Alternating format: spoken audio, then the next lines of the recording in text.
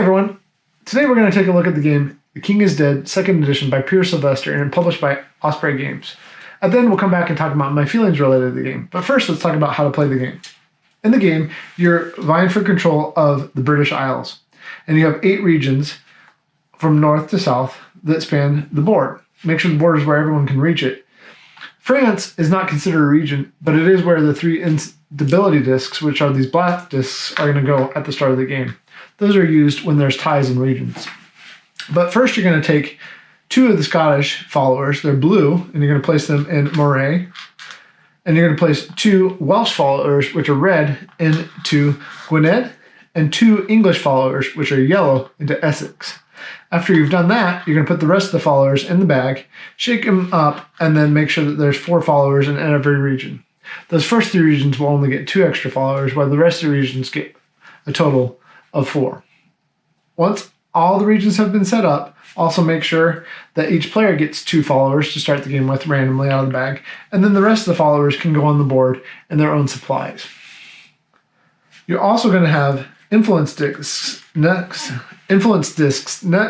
to all of those. There's the Scottish, Welsh, and English that go next to the followers of the same factions. Each player is going to get a hand of 8 cards. In that hand of 8 cards, there's going to be a negotiate, 2 assembles, a maneuver, Welsh support, Scottish support, English support, and an outmaneuver. You can see them laid out here. Normally these would be in your hand, but everybody starts with the same in the basic version of the game.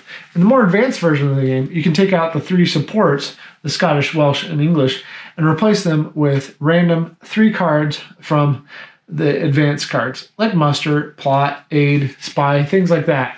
But for now, just set those aside as you learn to play the game. Each player is also going to get one of these negotiate discs. When you play this disc later in the game with the negotiate card, you're going to use that on one of the 8 region cards. So let's go ahead and talk about how to play the game. Oh, one final thing before I forget.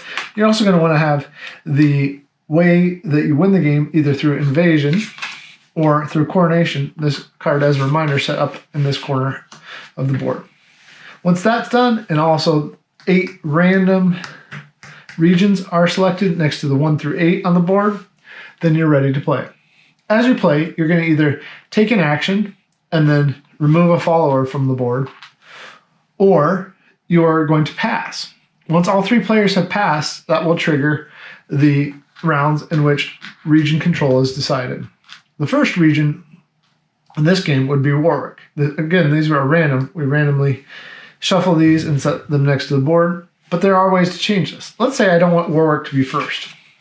I would play a negotiate card, and as I play that negotiate card, maybe I want to change it out with Northumbria.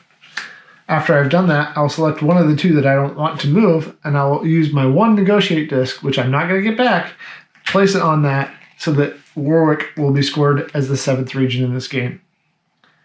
If there's a tie, then that's when instability is going to come out. If 3 of these instability come out, then France is going to worry about an invasion. In the case of an invasion, you're going to want to have sets of followers. We'll talk about how you get followers in a second. But if there is an invasion, you'll have 1 set being Scottish, Welsh, red, and English, yellow. For each complete set, whoever has the most sets will win the game. Every action in the game is going to allow me to bring followers back to my personal supply rather than the main supply. Whenever I play the card, even if I can't fulfill the actions on the card, let's say there's only 2 cards left, or there are no cards without negotiation discs on it, I can still play the card and then get a follower back to my personal supply. That's really important because followers are how I gain influence for the coronation or the invasion that's going to happen later on. Either way, I need to play the cards at the right time in order to get the right followers back to me. Let's go over what the cards do. Besides that negotiation, which allows me to place my disc, there's also maneuver. Maneuver allows me to swap a follower in any region with a follower in any other region. They don't have to be next to each other. The Welsh support card allows me to place 2 followers in any region next to a region that is controlled by the Welsh. Let's say I wanted to go here into Devon, which is next to Gwynedd, controlled by the Welsh.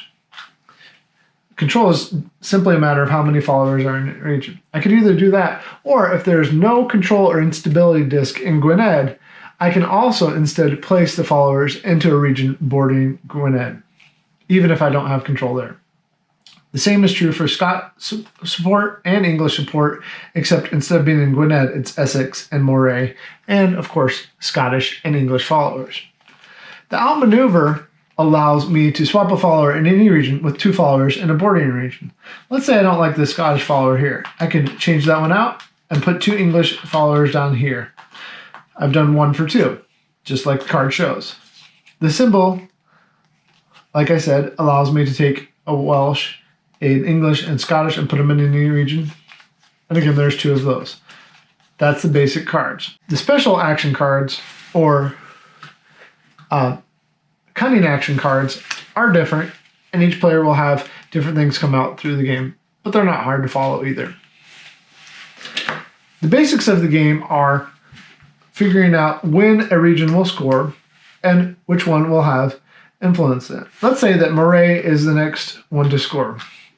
We'll just flip it around like this. Say that it had been dealt like this. If Moray had been the first one to score and see who had the most influence in the region, we would remove all the followers to the supply, seeing that the Scottish had the most there, and place a Scottish influence disc there. However, if we were to go to this next region of Strathclyde, well, following this, Lancaster, seeing that Lancaster has equal amounts of both Welsh and British or English troops there, we would take both off. Neither one gets an influence disc, and instead there's an instability disc. Remember that if there's 3 of these instability discs, we're going to trigger an invasion at the end of the game. Either way, whenever you're playing one of these action cards, you're always going to take a follower back to your hand. What did I think of this game? I think that this game is delightfully simple and intriguing. The whole time you're going to be thinking about what are the players doing, why they are doing what they're doing, and how can you get the followers that you need to have the influence that you need. It's not just about having guys on the map or workers on the map. It's about having the influence that you need. If you have all that figured out, then you're going to have the most influence. But somebody else might come along and trigger an invasion too. So be aware of that. I think that people as young as 10 might be able to play this game. If it gets a little bit younger than that, it's probably going to be hard for them to figure out. But overall, I think this is a fantastic game. My only gripe with the components in the game is the cards. The cards are a little bit thin, but they wouldn't be hard to sleeve. They are a standard size, and they wouldn't slide around too much. Even though you would have them in your hand, they're not going to be in a big stack. So that's not an insurmountable thing. Overall, great game, great components. I like the updated artwork. I like the theme. I like how it works well. And if you like games like Diplomacy and Twilight Imperium, but you need something a lot faster, this is a game that you would probably enjoy a lot. Overall, it does play best at 3. At 2 players, you're going to take 2 followers out of the bag before you do all this stuff on the board. At 4 players, you're going to be playing on 2 teams where you can't discuss the cards in your hand and you can't discuss anything else, but there is common knowledge about how many followers you have. So those teams would be the person opposite of you as you play the game. Overall, though, the game is best at 3 players. Really highly recommend this game by Peer Sylvester and published by Osprey Games. The King is Dead, 2nd edition.